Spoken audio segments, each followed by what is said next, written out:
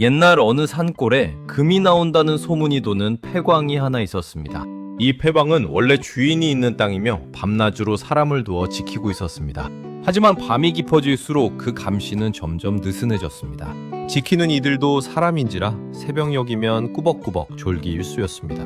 그래서 뜨내기 광부들 사이에선 이런 말이 돌았습니다. 그 폐광, 밤늦게 몰래 들어가서 파보면 노다지가 나온다더라. 죄 넘어 어떤 이도 거기서 횡재했다더라. 운 좋으면 예전 광부들이 놓치고 간 큰 덩어리도 남아있을 거라던데, 여기 오랫동안 이 산 저 산을 떠돌며 남의 금광희를 거들던 두 사내가 있었습니다. 더퍼리와 꽁보였습니다. 더퍼리는 덩치가 크고 힘이 셌고, 꽁보는 몸집은 작았지만 눈치가 빨랐습니다. 둘은 오랜 시간 함께 다니며 서로를 의지해온 친구 사이였습니다. 적어도 그날 밤 전까지는 말입니다. 두 사람이 처음 만난 건 몇 해 전 어느 혹독한 겨울이었습니다.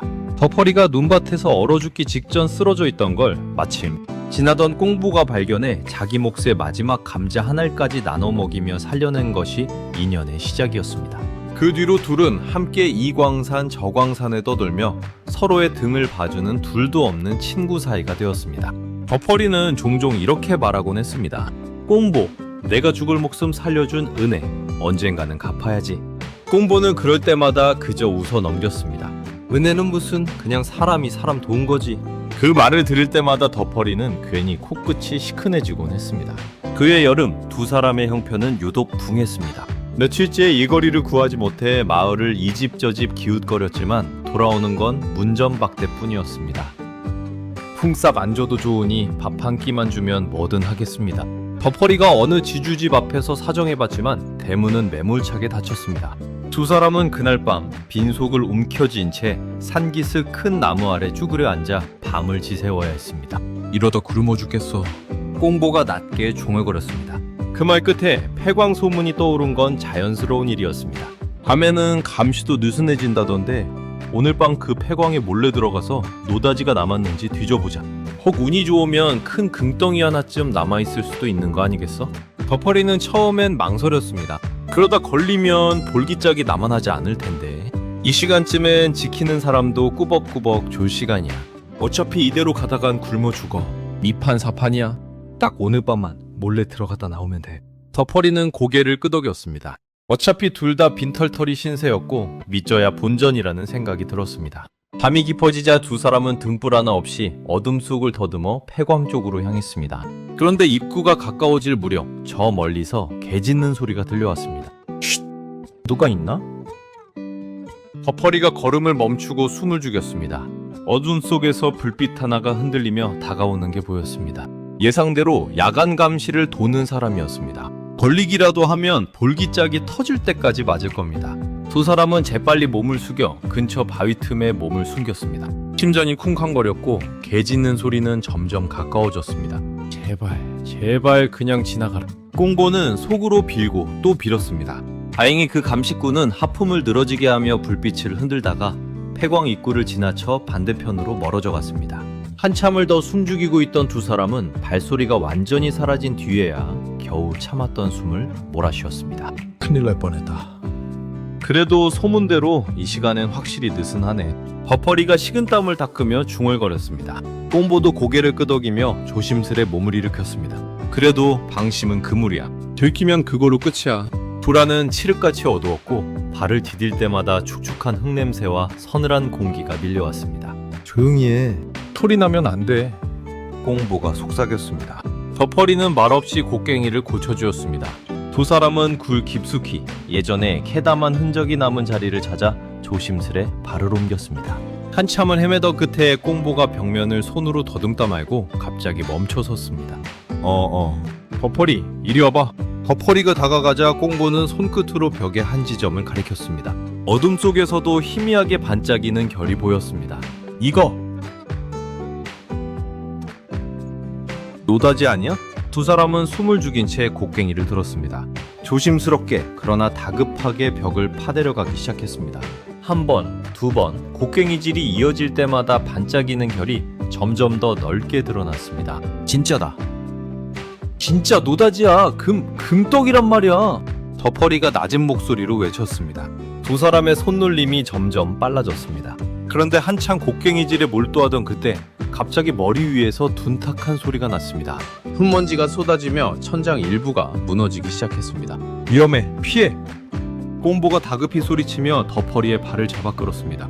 두 사람은 서로를 붙든 채 굴옆으로 몸을 굴렸고 방금 서 있던 자리로 커다란 흙덩이가 쿵 소리를 내며 무너져 내렸습니다. 한숨 돌린 두 사람은 서로의 얼굴을 마주 보았습니다. 괜찮아? 다친 데 없어? 더퍼리가 먼지투성이 얼굴로 물었습니다. 꽁보는 가쁜 숨을 몰아쉬며 고개를 끄덕였습니다. 네가 안 끌어줬으면 큰일 날 뻔했다. 우리 사이에 그런 소리 하지 마. 더퍼리가 씩 웃으며 꽁보의 어깨를 툭 쳤습니다. 두 사람은 잠시 숨을 고른 뒤 다시 곡괭이를 들었습니다. 방금 겪은 위기 때문인지 서로에 대한 믿음은 오히려 더 단단해진 것처럼 보였습니다. 그렇게 다시 파 내려가기를 얼마나 했을까? 파낸 금덩이가 하나둘 쌓이기 시작하면서 두 사람 사이에 미묘한 침묵이 흐르기 시작했습니다. 퍼리는 파낸 것들을 자기 쪽 자루에 먼저 담았고 꽁보는 그 모습을 곁눈질로 지켜보았습니다. 그거 반씩 나누기로 한 거 있지 않았지? 꽁보가 먼저 입을 열었습니다. 더퍼리는 대답 없이 계속 곡괭이질만 했습니다. 더퍼리, 내 말 듣고 있어? 아, 알았다고. 더퍼리의 목소리엔 아까와 다른 날이 서 있었습니다. 조금 전 목숨을 나눈 사이처럼 굴던 그 다정함은 온데간데 없었습니다. 꽁보는 그 변화를 느꼈지만 애써 모른 척하며 다시 곡괭이를 들었습니다. 시간이 흐를수록 굴 안의 공기는 더 탁해졌고 두 사람의 숨소리도 거칠어졌습니다. 그런데도 둘은 멈추지 않았습니다. 문득 꽁보가 손을 멈추고 더퍼리를 바라보았습니다. 이 정도면 됐어. 이제 그만 나가자. 조금만 더. 여기 아직 더 있어 보이는데. 너무 오래 있으면 위험해. 말 밝기 전에 나가야 해. 더퍼리는 짜증 섞인 얼굴로 꽁보를 돌아보았습니다. 어둠 속 그 눈빛엔 지금까지 한 번도 본 적 없는 섬뜩한 낯선 기운이 서려 있었습니다. 너 혼자 나가. 난 좀 더 캐고 갈 테니까. 꽁보는 순간 등골이 서늘해졌습니다. 방금 전까지 자신을 구해주고 오랜 세월 함께 떠돌아온 동료의 눈빛이 아니었습니다. 지금 버퍼리의 눈에 보이는 건 오직 반짝이는 금덩이뿐. 옆에 선 꽁보는 더 이상 안중에도 없어 보였습니다. 나 먼저 나갈게. 너무 오래 있지 마. 꽁보는 조심스레 자루를 챙겨 굴 입구 쪽으로 발걸음을 옮겼습니다. 그런데 몇 걸음 가지 않아 등 뒤에서 이상한 소리가 들려왔습니다. 돌아보니 더퍼리가 자기 쪽 자루뿐 아니라 꽁보가 놓아둔 자루까지 슬그머니 끌어당기고 있었습니다. 이거 더퍼리 지금 뭐 하는 거야? 더퍼리는 흠칫 놀라 몸을 돌렸지만 이내 뻔뻔한 얼굴로 말했습니다. 내가 더 많이 팠잖아. 이건 내 몫이야.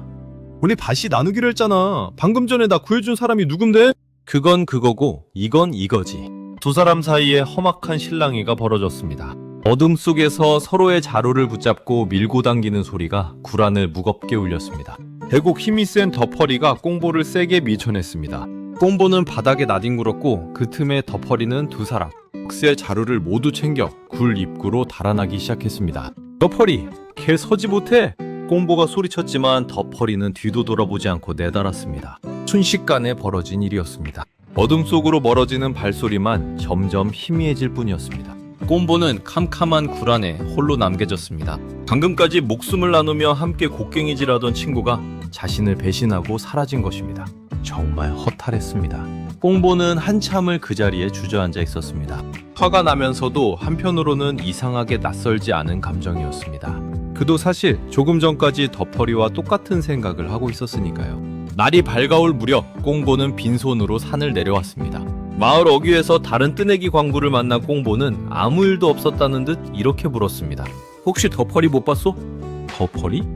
어제 저녁에 짐 챙겨서 어디론가 떠났다던데. 큰돈 생긴 사람처럼 신나 보였다더군. 꽁보는 씁쓸하게 웃었습니다.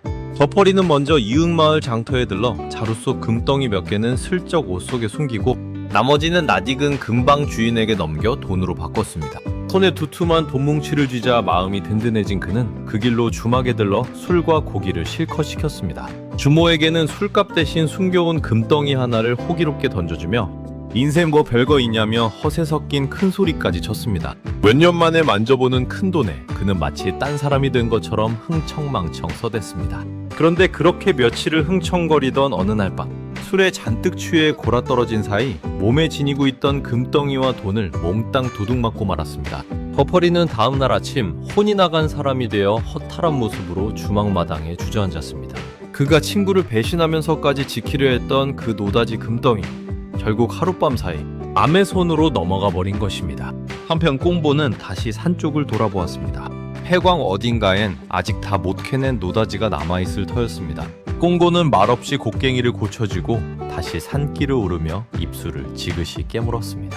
혼자서라도 감식꾼들의 매서운 눈을 피해가며 그 굴을 다시 찾아 들어갈 생각이었습니다. 정말로 고맙습니다. 다음에 더 좋은 이야기로 돌아오겠습니다.